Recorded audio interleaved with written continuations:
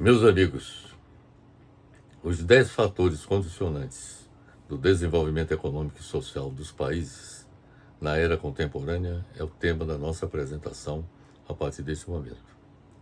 Antes de tudo, eu gostaria de destacar que este é um dos temas que nós estamos pesquisando há cerca de 23 anos, desde quando nós, em 2003, defendemos a nossa tese de doutorado pela Universidade de Barcelona, abordando esse tema, ou seja, os fatores condicionantes do desenvolvimento econômico e social dos países na era contemporânea. Durante esse período, nós fizemos a pesquisa através de artigos, publicações, de livros,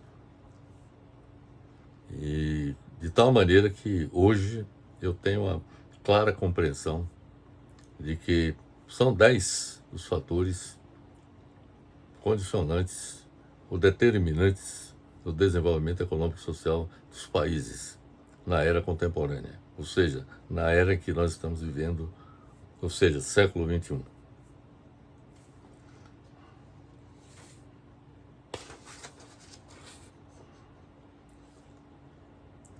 A análise das publicações e dos artigos que nós realizamos nesses 23 anos permitiu chegar à conclusão de que os fatores condicionantes do desenvolvimento econômico e social dos países na era contemporânea são basicamente 10. Um é o investimento em educação na formação de recursos humanos qualificados. 2, investimento em ciência, tecnologia e inovação, para elevar a competitividade internacional do país. 3, expansão da industrialização para fortalecer a estrutura produtiva do país. 4, aumento da eficácia do Estado no âmbito político, institucional e da governabilidade do país na promoção do desenvolvimento econômico e social. O 5º, investimento em infraestrutura econômica e social do país. 6º, conquista da estabilidade macroeconômica nacional. 7º, adoção de políticas de inclusão social e distribuição de renda no país. 8º, aumento da inserção econômica internacional do país com a defesa da soberania nacional.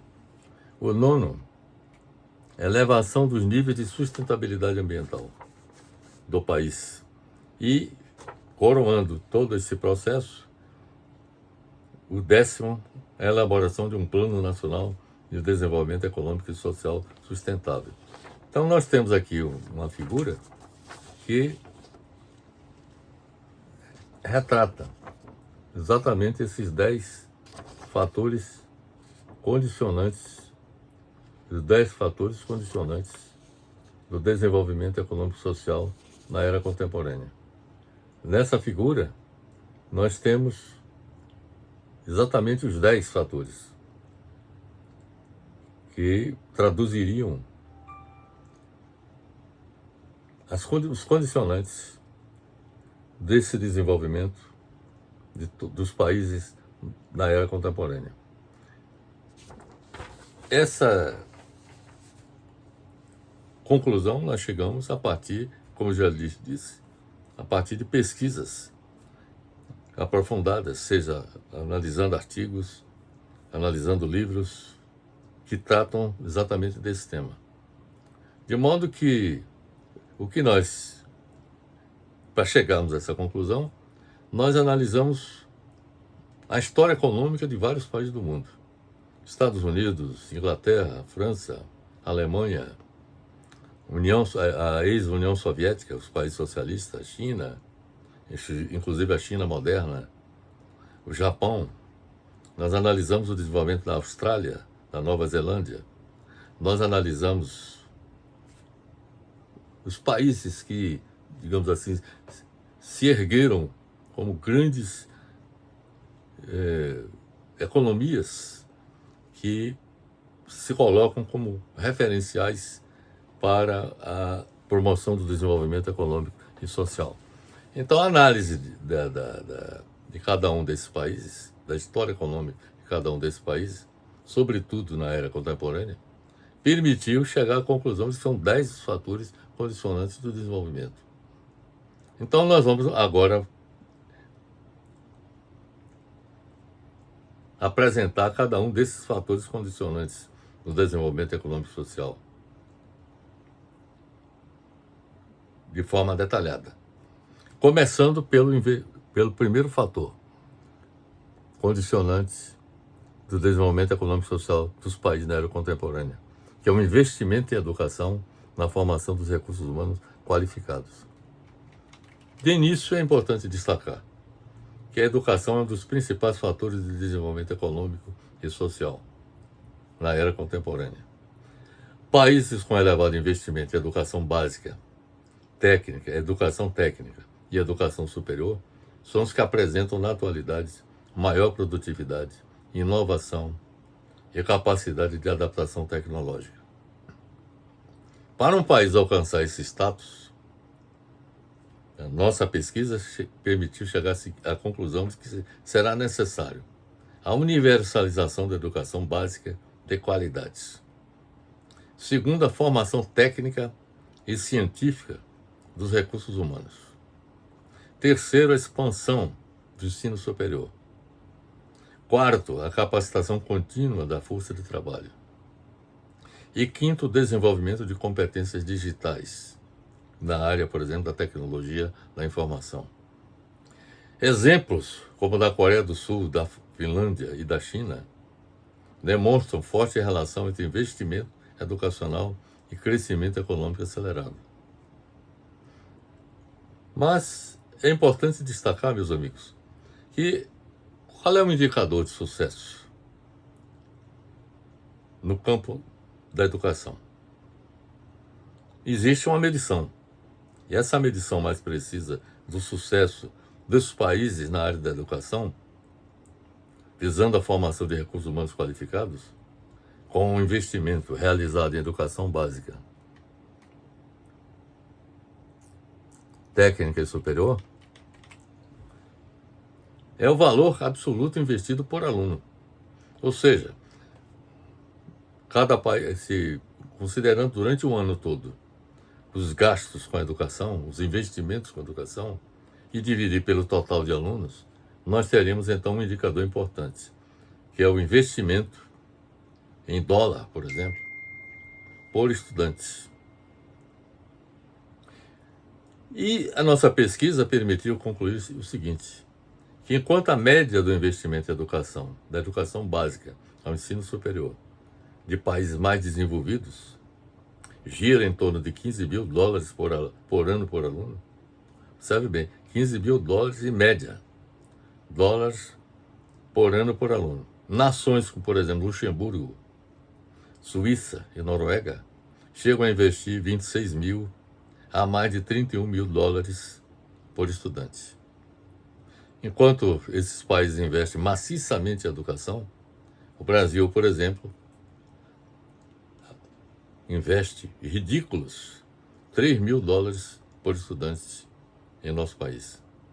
Esse volume de recursos garante infraestrutura de ponta, forte integração tecnológica e atração dos melhores talentos para a carreira docente de professor. A formação de recursos humanos qualificados ganha intensidade no ensino superior e na educação técnica. Governos e empresas cofinanciam centros de excelência, pesquisas e programas de aprendizado baseados no trabalho, como a educação corporativa e vocacional.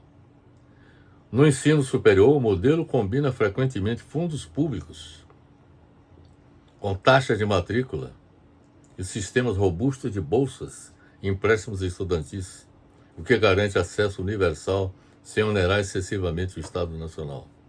Então é isso, meus amigos, que eu tinha a falar sobre o primeiro fator condicionante do desenvolvimento econômico e social, que diz respeito à educação. O segundo fator condicionante do desenvolvimento econômico e social diz respeito ao investimento em ciência, tecnologia e inovação, para elevar a competitividade internacional do país.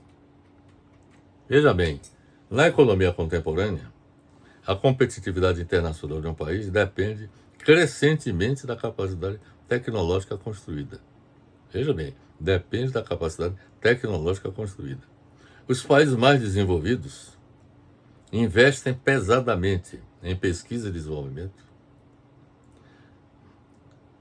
em inteligência artificial, em biotecnologia, robótica, indústria avançada e infraestrutura digital.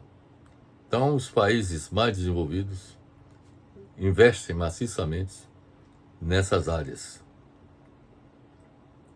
Tudo isso contribui para o aumento da produtividade. Esse é um fato objetivo concreto. Há um aumento da produtividade, há a redução de custos na produção e na logística, há a geração de produtos de maior valor agregado e também o fortalecimento da soberania nacional. Ou seja, quanto mais capacitado é o país num campo da ciência, tecnologia e inovação, maior é o fortalecimento da soberania nacional.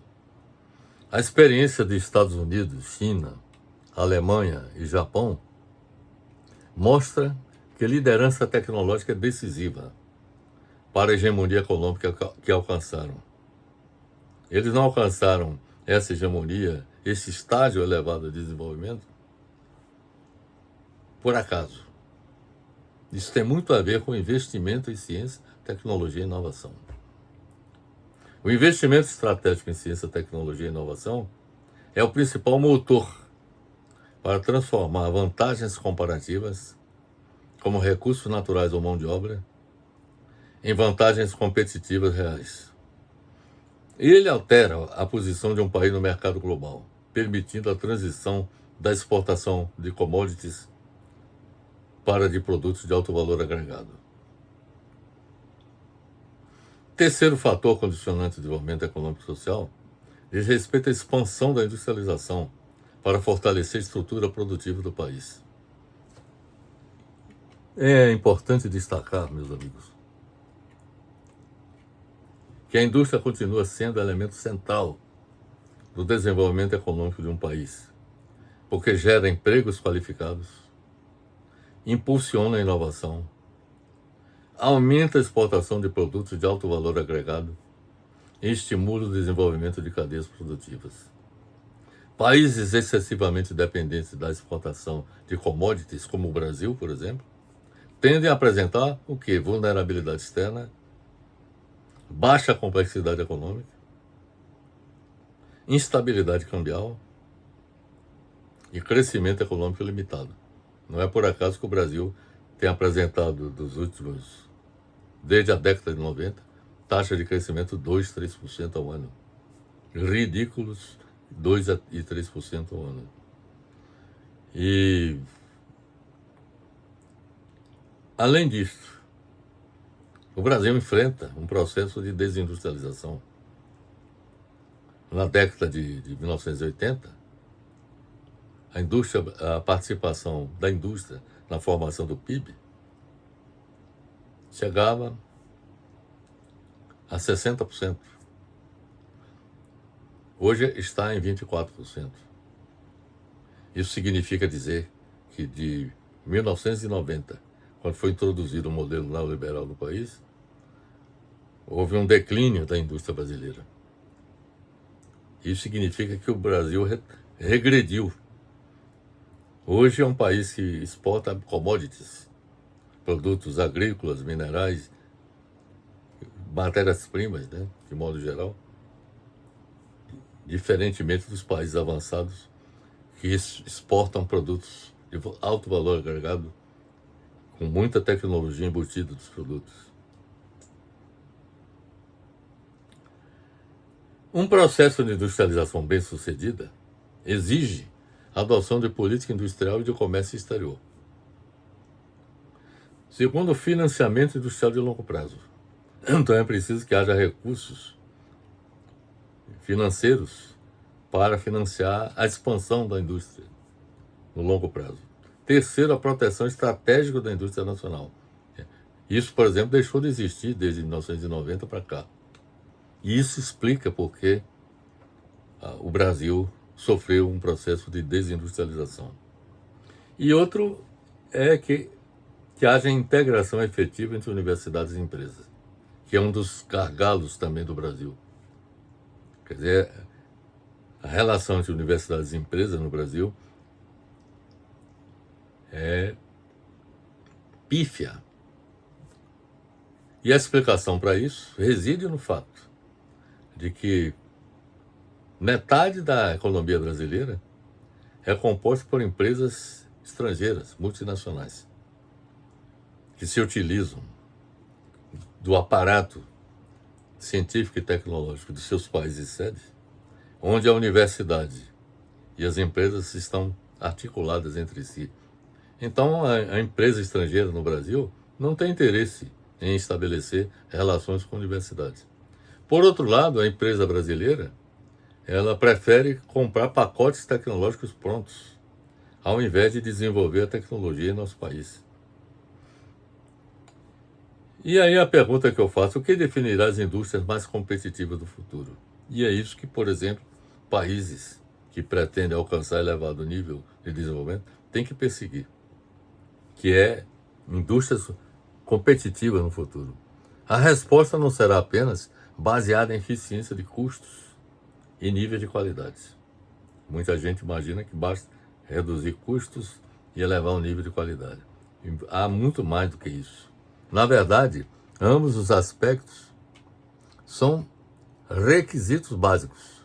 Os verdadeiros diferenciais serão flexibilidade, sustentabilidade e inteligência. Características que dependerão da capacidade da indústria de ir além da automação tradicional e implementar a convergência perfeita de robótica avançada, dados, inteligência artificial e ferramentas digitais. Isso é chamado de hiperautomação. Este é o caminho competitivo inevitável da indústria do futuro. Então, se países como o Brasil não investir nessa seara, dificilmente alcançará níveis elevados de desenvolvimento. Esse é o caminho competitivo inevitável da indústria do futuro. No entanto, alcançar isso não será fácil, pois muitas indústrias enfrentam desafios, como escassez de mão de obra, ambientes complexos e adoção lenta de processos orientados por inteligência artificial. Bem, esse é o terceiro fator condicionante do desenvolvimento econômico e social, que diz respeito à expansão da industrialização para fortalecer a estrutura produtiva do país.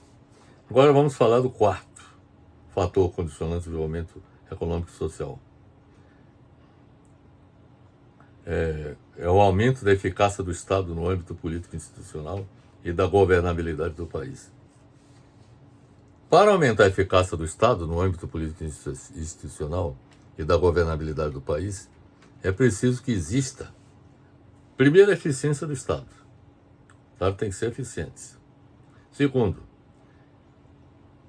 o Estado tem que ter capacidade de planejamento governamental. Terceiro, tem que existir independência do judiciário. Quarto, tem que existir transparência das ações governamentais. E quinto, tem que existir estabilidade regulatória. A eficácia do Estado no âmbito político e institucional e da governabilidade do país possibilitará, observem bem, garantir segurança jurídica. Segundo, combater a corrupção. Terceiro, assegurar estabilidade política e institucional. E terceiro, adotar políticas públicas eficazes. Sem governança eficiente, mesmo países ricos em recursos naturais enfrentam dificuldades de desenvolvimento. O aumento da eficácia do Estado e da governabilidade, veja bem, observem bem para isso que nós vamos falar agora. O aumento da eficácia do Estado e da governabilidade exige a modernização institucional por meio da eficiência administrativa. Então é necessário, por exemplo, que haja uma reforma administrativa do aparelho do Estado. Então, a modernização institucional requer eficiência administrativa, transparência e também coordenação federativa. Por exemplo, o governo federal, estados e municípios deveriam trabalhar de forma articulada entre si para que sejam atingidos objetivos que interessam ao conjunto da população. E isso, por exemplo, no Brasil não vem acontecendo. Há muita resistência nesse sentido. Estratégias essenciais incluem a aprovação de reformas estruturais, como a tributária. Então é preciso que quem ganha mais pague mais do que quem ganha menos. É necessário também que, além das reformas estruturais, como a tributária, haja digitalização dos serviços para reduzir burocracia. Nós temos que usar as tecnologias modernas, avançadas, que evitem a burocracia e dificultem a eficácia e a eficiência do Estado na prestação do serviço. E o alinhamento, é preciso também que haja o alinhamento de políticas de longo prazo com metas de desenvolvimento sustentável. Então, o aumento da eficácia do Estado no âmbito político institucional e da governabilidade requer essas ações que há pouco citei. O quinto fator, condicionante do desenvolvimento econômico e social, diz respeito ao investimento em infraestrutura econômica e social. É importante observar, meus amigos, que infraestrutura moderna reduz custos e amplia a produtividade. O que é infraestrutura? Isso está relacionado com a produção de energia, produção, transmissão e distribuição de energia. A logística de transportes, e quando se fala em transportes, nós temos que levar em conta todos os modais, rodoviário, ferroviário, hidroviário, de cabotagem, ou seja, marítimo, e também o aéreo. Além da logística de transporte, é preciso também que haja sistemas de comunicação modernos que permitam fazer com que a comunicação entre as empresas e entre as pessoas aconteçam de forma rápida e que possibilite uma ação também rápida e eficaz por parte das empresas e das pessoas no que diz respeito à economia. E, além da economia, também o atendimento das necessidades da sociedade em geral. Então, além da infraestrutura econômica, que envolve energia, transporte e comunicações, é importante também considerar os investimentos em educação, saúde, por exemplo, os hospitais, no caso da educação, universidades, escolas. No caso, tem saneamento básico com abastecimento de água, coleta e tratamento de esgotos. E também habitação. Então, isso tudo se chama infraestrutura econômica e social. Os investimentos prioritários incluem o desenvolvimento de diversos modais de transportes, rodoviário, ferroviário, hidroviário, cabotagem e aéreo, a expansão do setor de energia sustentável, com a substituição dos combustíveis fósseis por fontes de energia limpa e renovável, para descarbonizar a matriz energética e os transportes. As principais opções incluem biocombustíveis, como etanol, biodiesel, biobetano, hidrogênio verde, energia solar e eólica, a universalização do saneamento básico com ampla oferta de abastecimento de água, coleta e tratamento de esgotos, a expansão do serviço de telecomunicações, o aumento da oferta de habitação popular e a universalização do serviço de saúde pública. É importante destacar que a deficiência de infraestrutura representa um dos principais entraves ao crescimento em muitos países em desenvolvimento, inclusive no Brasil. Nós temos muitas deficiências de infraestrutura.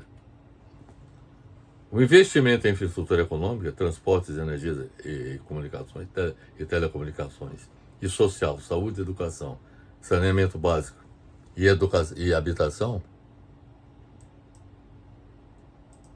é um dos sustentáculos do desenvolvimento econômico e social. A infraestrutura é um dos sustentáculos do desenvolvimento econômico e social.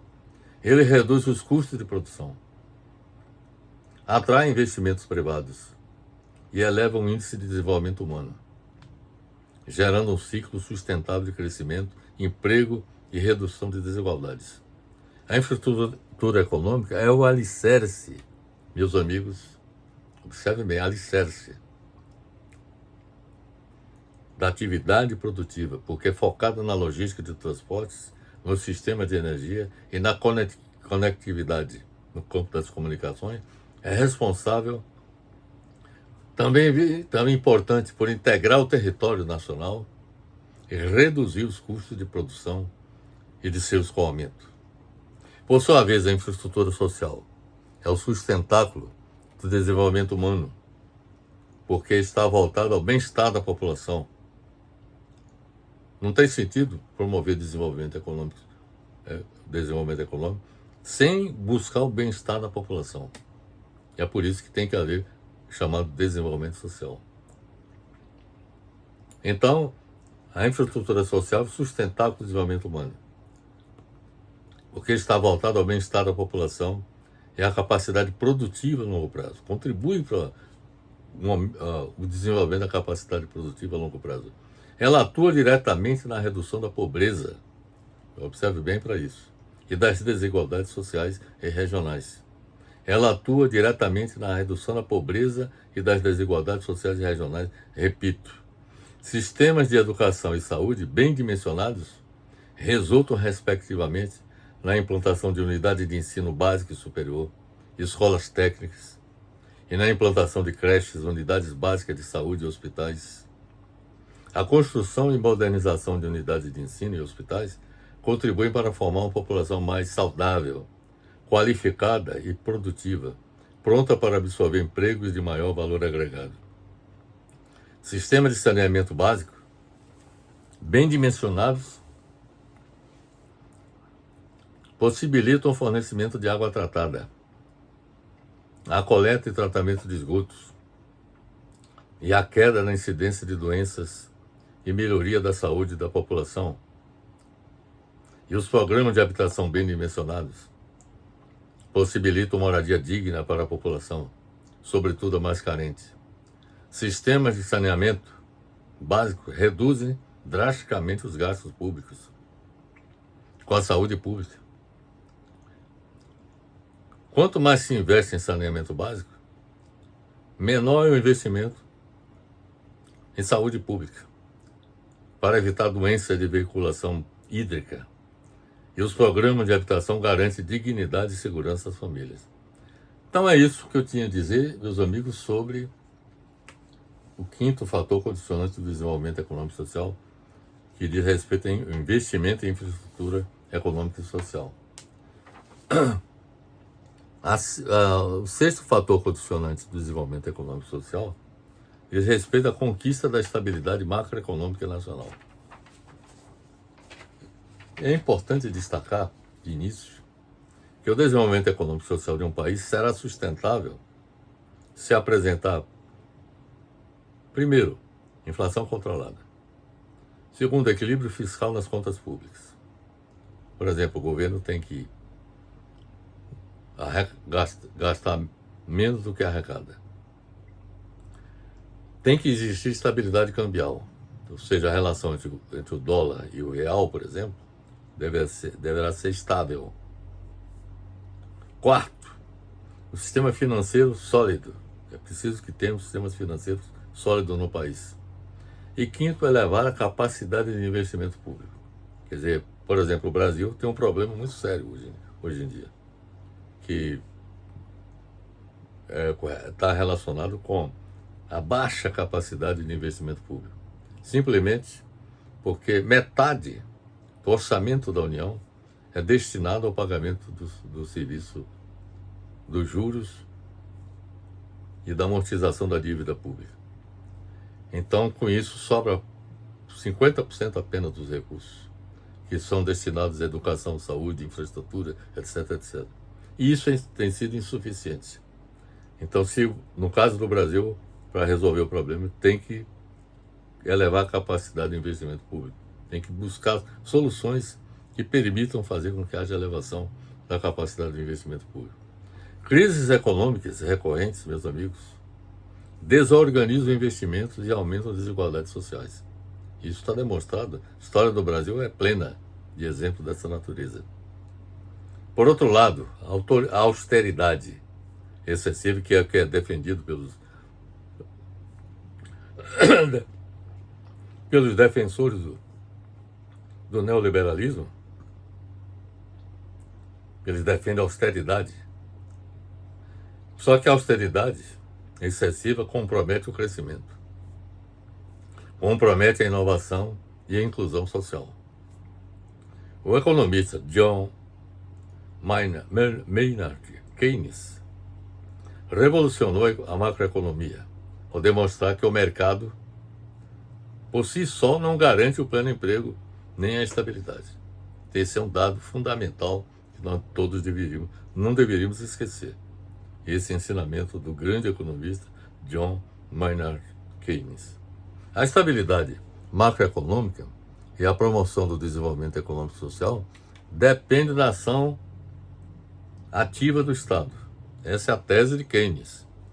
Keynes argumentava que o livre mercado não se autorregula para o pleno emprego e que o investimento público é essencial, observe bem, investimento público é essencial para estimular a demanda e combater crises.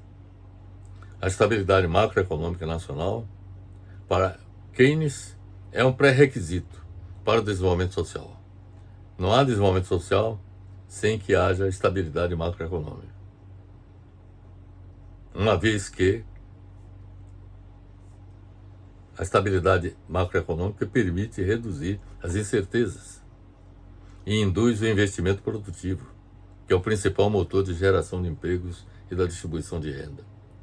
Então, este é o sexto fator condicionante do desenvolvimento econômico e social dos países na era contemporânea. O sétimo fator diz respeito à adoção de políticas de inclusão social e distribuição de renda no país. É importante destacar que a elevada desigualdade social de um país precisa ser evitada. Por quê? Primeiro, reduz o mercado consumidor. Segundo, limita a oportunidade de trabalho.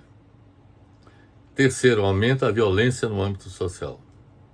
E quarto, enfraquece a coesão nacional. Então nós temos que evitar tudo isso. A desigualdade social contribui para que isso aconteça. E por isso nós temos que evitar a desigualdade social. O desenvolvimento econômico e social contemporâneo exige redução da pobreza, proteção social, ampliação da classe média, geração de empregos formais e políticas redistributivas. Os países escandinavos, meus amigos, demonstram que o crescimento econômico pode coexistir com forte proteção social. Quer dizer, uma das regiões do mundo que eu tive a oportunidade de pesquisar e, inclusive, de visitar foi a Escandinávia. E o que constatei é de que lá eles conseguem compatibilizar os interesses do capital, do trabalho e da sociedade em geral de forma harmoniosa. De tal maneira que o crescimento econômico que lá acontece coexiste com forte proteção social. Não por acaso, há muitos anos, os povos dos países escandinavos são considerados os mais felizes do mundo, de acordo com pesquisa realizada pela ONU.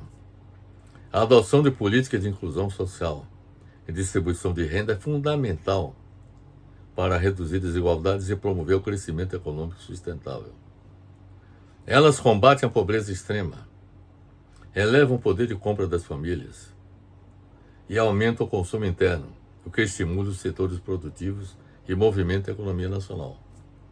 É o caso, por exemplo, do Bolsa Família, que contribui com tudo isso que há pouco nós acabamos de falar. Combate a pobreza, eleva o poder de compra das famílias, aumenta o consumo interno, estimula o setor produtivo e movimenta a economia nacional. Então, tem muitos críticos do programa de renda básica, que é o programa Bolsa Família, que são pessoas absolutamente cegas e que não percebem a importância de que pessoas que não têm condições de adentrar o mercado de trabalho recebam a renda básica, recebam o auxílio do governo nessa direção. Políticas de inclusão social e distribuição de renda contemplam transferência de renda para as populações de baixa renda com a adoção de programas sociais, como eu já falei, do Bolsa Família, que garantam uma rede de proteção social aos mais vulneráveis. Em vários países avançados do mundo existe essa rede de proteção social aos mais vulneráveis, permitindo o acesso delas a necessidades básicas, como alimentação, moradia e saúde, e contribuem diretamente na elevação do índice de desenvolvimento humano.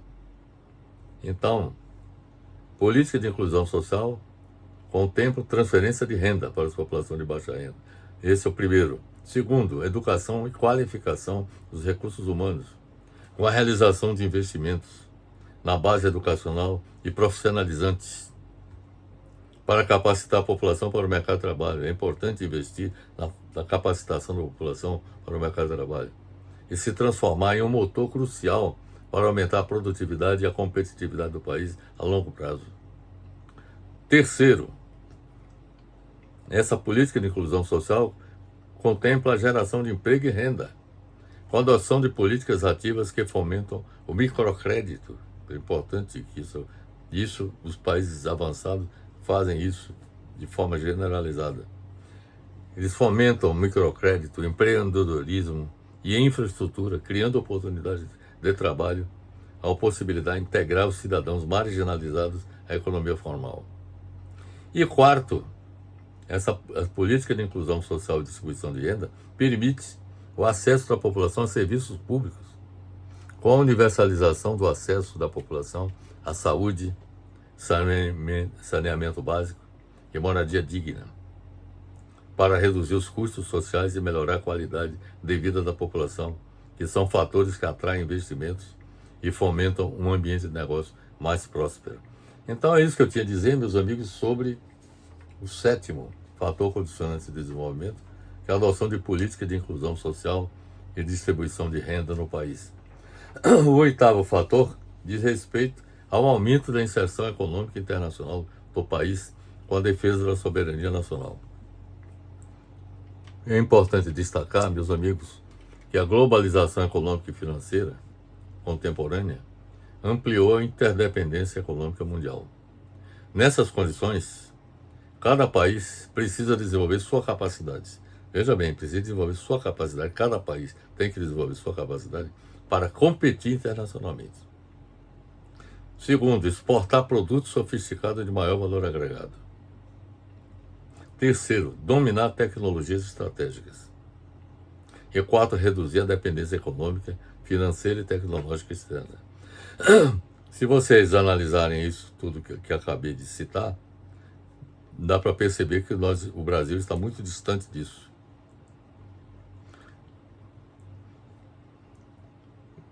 O Brasil não desenvolveu a sua capacidade para competir internacionalmente. Dominar tecnologias estratégicas. Reduzir a dependência econômica, financeira e tecnológica externa. A ascensão da China, meus amigos, como potência econômica hegemônica do futuro, evidencia a importância de combinar, veja o que os chineses fizeram, abertura econômica seletiva. Eles não escancararam o país para a entrada de capitais externos. Cada investidor externo na China teve que atender determinados requisitos. Então, houve uma abertura econômica seletiva, com forte planejamento estatal. Então, a China alcançou esse estado de desenvolvimento também graças ao planejamento do Estado Nacional Chinês. A inserção econômica internacional de um país exige equilibrar a adoção de padrões globais com a defesa da soberania nacional. É outro aspecto também importante. Quer dizer, é necessário equilibrar, repito, os padrões globais de atuação no mercado, na sua inserção internacional, econômica internacional, com a defesa da soberania nacional. Nós não podemos comprometer a soberania nacional ao se inserir na economia internacional, garantindo que o desenvolvimento econômico e social continue alinhado aos interesses internos. Esse é um aspecto também que é importante destacar.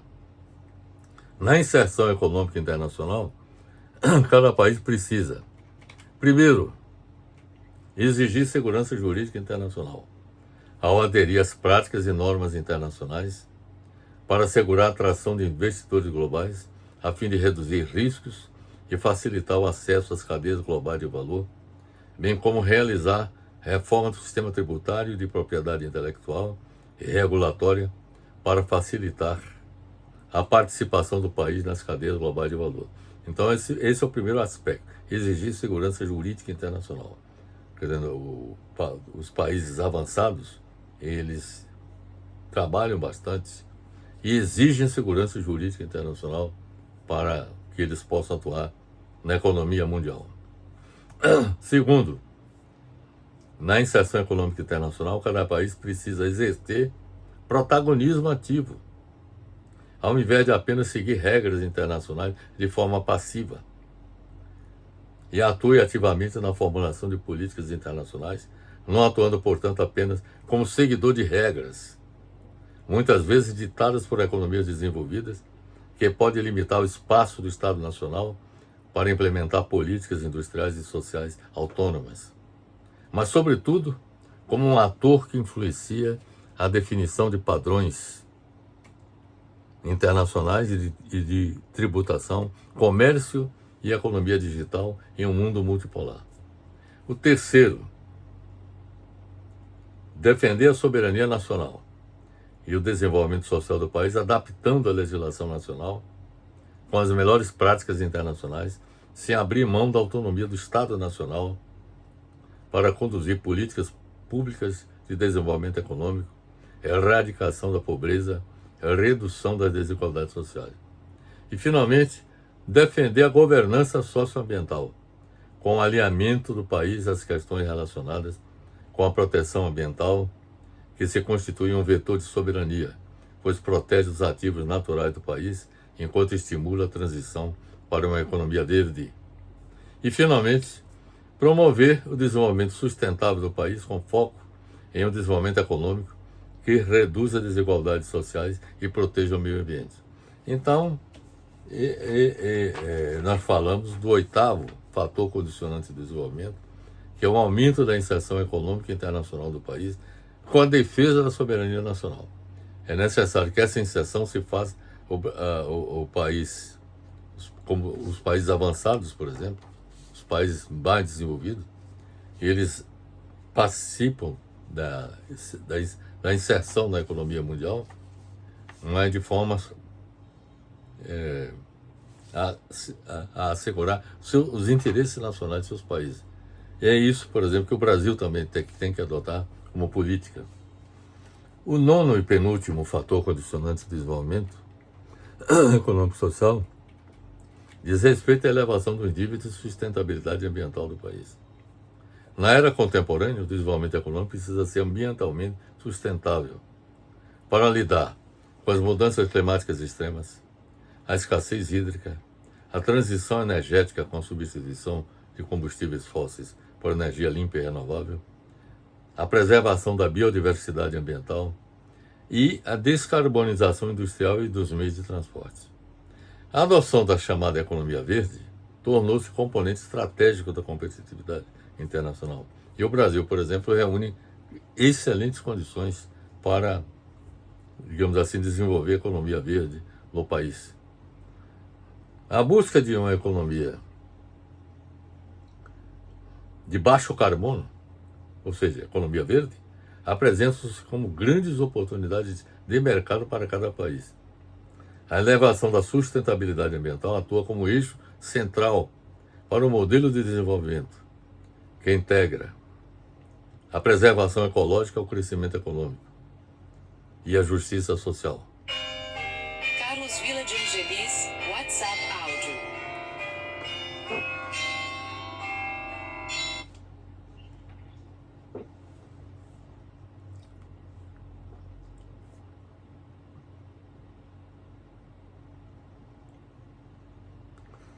Bem, meus amigos, há pouco houve uma ligação telefônica que me fez... Carlos Vila de Angelis.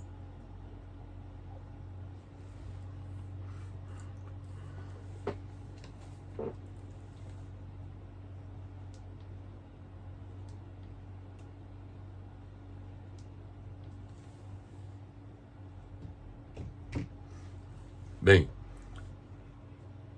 para não perdermos o fio da meada, vamos dizer assim, relacionado com a elevação do nível de sustentabilidade ambiental do país, eu quero dizer o seguinte, que na era contemporânea, o desenvolvimento econômico precisa ser ambientalmente sustentável para lidar com as mudanças climáticas extremas, a escassez hídrica, a transição energética com substituição de combustíveis fósseis por energia limpa e renovável, a preservação da biodiversidade ambiental e a descarbonização industrial e dos meios de transporte. A adoção da chamada economia verde, conforme lhes falei anteriormente, tornou-se um componente estratégico da competitividade internacional. A busca por uma economia de baixo carbono apresentam-se como grandes oportunidades de mercado para cada país. A elevação da sustentabilidade ambiental atua como eixo central para um modelo de desenvolvimento que integra a preservação ecológica ao crescimento econômico e à justiça social. Esse tripé garante a conservação do patrimônio natural, enquanto combate desigualdades sociais e regionais e impulsiona a inovação tecnológica.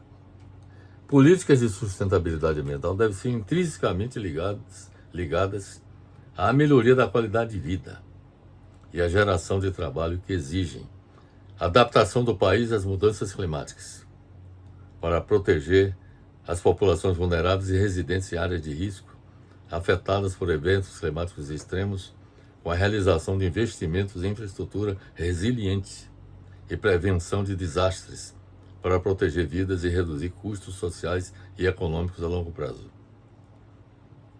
Essa seria a primeira ação, a adaptação do país às mudanças climáticas. Segundo, a geração de empregos verdes, com a realização de investimentos na economia verde, para promover a inclusão social, ao priorizar os recursos humanos e o desenvolvimento de comunidades locais, garantindo trabalho seguro e melhor distribuição de renda.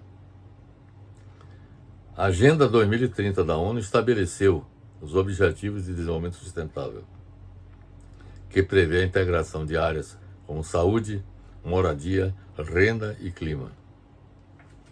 E, finalmente, meus amigos, como 10º fator condicionante do desenvolvimento econômico e social dos países na era contemporânea, temos a elaboração de um Plano Nacional de Desenvolvimento Econômico e Social. É importante destacar que nenhum país alcança desenvolvimento econômico e social sustentável sem que haja, primeiro, planejamento estratégico a longo prazo, com a participação da população e dos setores econômicos produtivos no planejamento. Segundo, coesão entre o governo e o setor produtivo e entre a universidade e empresas. Sabem bem, é preciso que haja coesão entre o governo e o setor produtivo e entre a universidade e empresas. Terceiro, liderança política responsável e respeitável. Quarto, valorização da ciência e da tecnologia. E quinto, coesão nacional entre os poderes da República para assegurar a confiança institucional. Então, por exemplo, a relação entre o poder executivo, judiciário e legislativo deveria ser harmoniosa, todos trabalhando em prol do desenvolvimento do país. Infelizmente, no Brasil, nós temos um quadro de conflagração entre os poderes da República. E sexto, o apoio de toda a população, de sua maioria, ao processo de planejamento e de seus resultados. Os casos históricos de sucesso no desenvolvimento econômico e social que nós constatamos através de nossa pesquisa mostram a importância de planos nacionais de desenvolvimento articulados entre Estado, empresas e sociedade. Um exemplo marcante disso é o caso por exemplo, da China, é o caso dos países escandinavos, que elaboram seus planos de longo prazo e são bem-sucedidos nesse sentido. O objetivo do Plano Nacional de Desenvolvimento é integrar a economia, infraestrutura, educação e bem-estar social, reduzindo as desigualdades sociais e regionais e garantindo a soberania do país no cenário global. Para estruturar um Plano Nacional de Desenvolvimento com eficácia sistêmica, adota-se um ciclo de planejamento consagrado. Primeiro, é preciso fazer um diagnóstico da situação atual do país, para identificar os gargalos estruturais existentes, como, por exemplo, gargalos logísticos na área de transportes, a matriz energética, a dependência tecnológica, entre outros. E o potencial de desenvolvimento econômico sustentável do país, para, a partir desse diagnóstico, formular uma justificativa clara para a execução do plano. Segundo, é preciso que haja uma definição do escopo e metas do plano, com o estabelecimento dos objetivos do plano, que busca eliminar os gargalos existentes e aproveitar o potencial de desenvolvimento nacional, explicitando onde se quer chegar, detalhando os setores prioritários. Por exemplo, a reindustrialização do Brasil, poderia ser um objetivo, a transição energética, com a substituição dos combustíveis fósseis por energia limpa e renovável, inovação tecnológica, entre outros, e o estabelecimento de estratégias a serem adotadas, visando a consecução dos objetivos estabelecidos. E claro que o terceiro é preciso que tenha um orçamento e financiamento do Plano Nacional de Desenvolvimento. É preciso que haja recursos para viabilizar financeiramente a execução do Plano Nacional de Desenvolvimento. E, como última etapa do processo de planejamento, é a execução do Plano Nacional de Desenvolvimento, visando a perseguição, a consecução dos objetivos estabelecidos. Dos que acabamos de expor, meus amigos, podemos afirmar que são 10 os fatores condicionantes do desenvolvimento econômico e social dos países na era contemporânea. E eu vou aqui citá-los novamente. Primeiro, o investimento em educação na formação de recursos humanos qualificados. Segundo, investimento em ciência, tecnologia e inovação para elevar a competitividade internacional do país. Terceiro, expansão da industrialização para fortalecer a estrutura produtiva do país. Quarto, aumento da eficácia do Estado no âmbito político e institucional e da governabilidade do país. Quinto, investimento em infraestrutura econômica e social. Sexto, conquista da estabilidade macroeconômica nacional. Sétimo, adoção de políticas de inclusão social e distribuição de renda no país. Oitavo, aumento da inserção econômica internacional do país com a defesa da soberania nacional.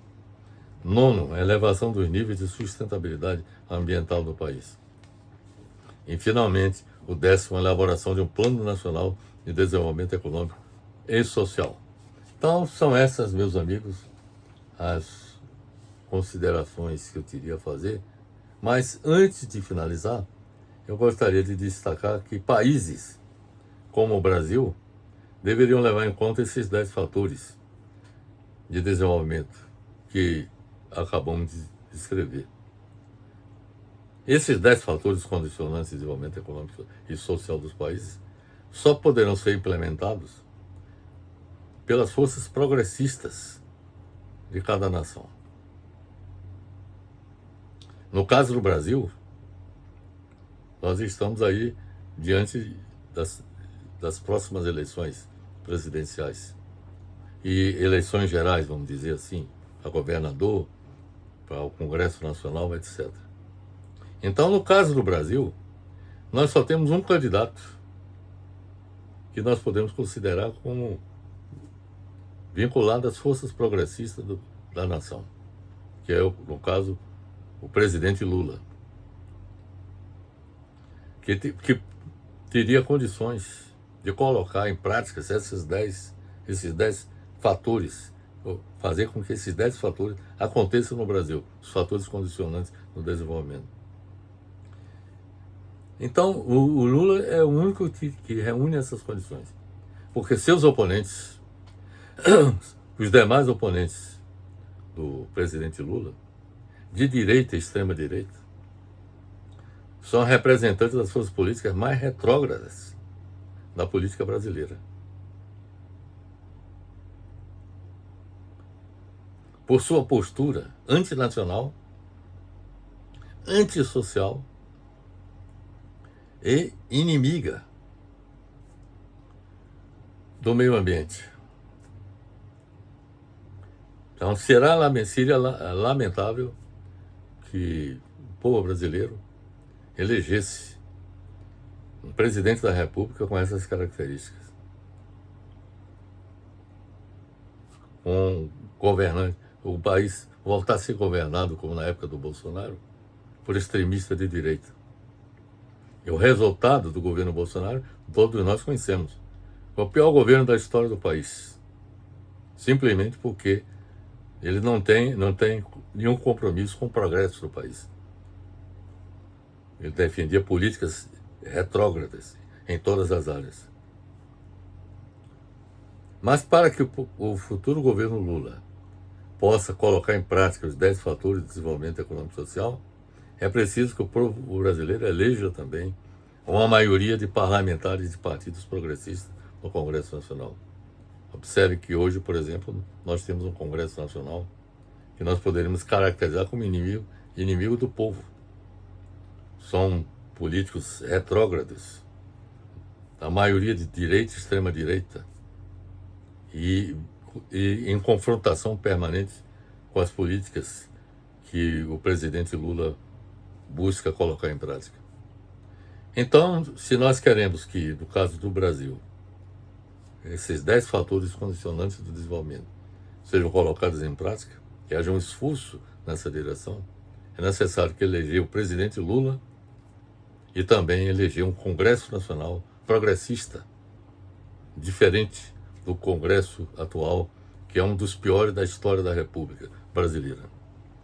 Bem, para efeito da nossa apresentação, nós pesquisamos várias publicações e eu vou citá-las algumas, como por exemplo uma publicação da OECD, Education Financing. Isso está disponível no site da oecd.org. Analisamos também OECD Education at a Glance 2024. OECD, foi publicado pela OECD Indicators. Isso está disponível também no site da oecd.org. Analisamos também uma publicação do Google, Investimento em Ciência e Tecnologia. Investimento em Ciência e Tecnologia. Inovação para elevar a competitividade internacional do país. Analisamos também outras publicações do Google, como, por exemplo, o aumento da eficácia do Estado no âmbito político institucional e da governabilidade do país na promoção do desenvolvimento econômico e social. Analisamos também, através de pesquisa no Google, o investimento em infraestrutura econômica e social do país na promoção do desenvolvimento econômico e social. Também no Google nós pesquisamos como os países conquistam estabilidade macroeconômica nacional na promoção do desenvolvimento econômico e social.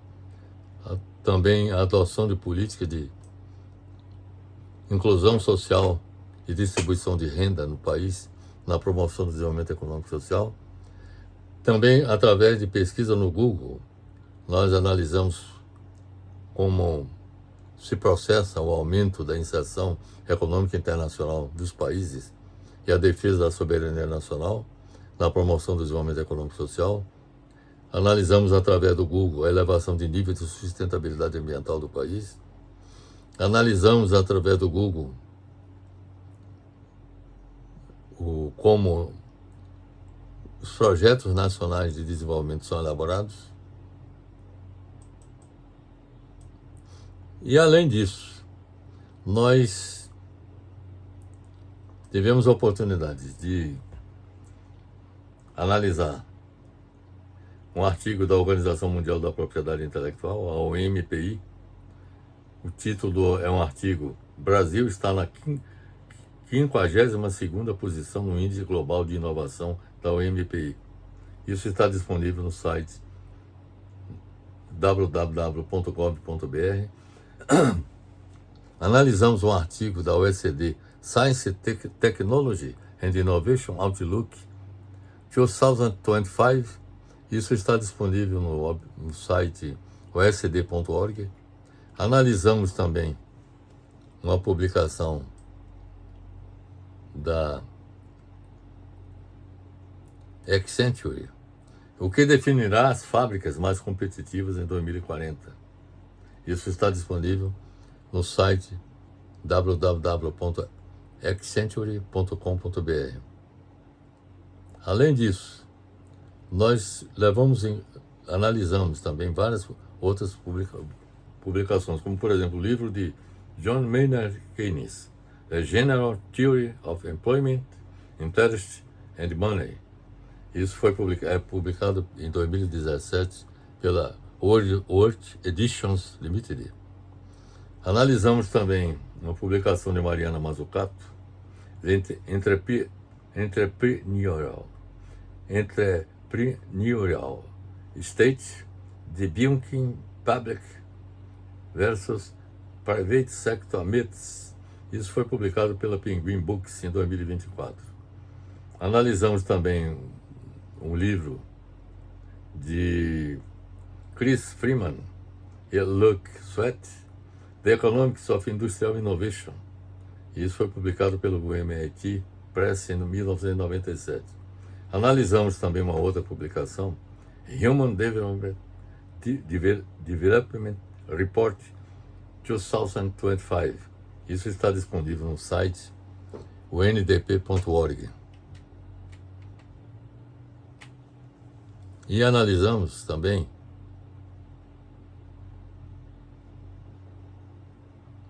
mais duas publicações, uma publicada pela OECD, Innovation and Growth. Isso está disponível no site da OECD.org. E finalmente analisamos o artigo Technology and Innovation Report. Isso foi publicado pela UNCTAD e está disponível no site unctad.org. Então é isso, meus amigos, o que eu tinha a apresentar. Espero que tenha sido esclarecedora a nossa apresentação e deixar bastante claro que tudo isso que nós apresentamos é produto de 23 anos de pesquisas aprofundadas que realizamos para identificar os fatores condicionantes do desenvolvimento econômico e social nos países na era contemporânea.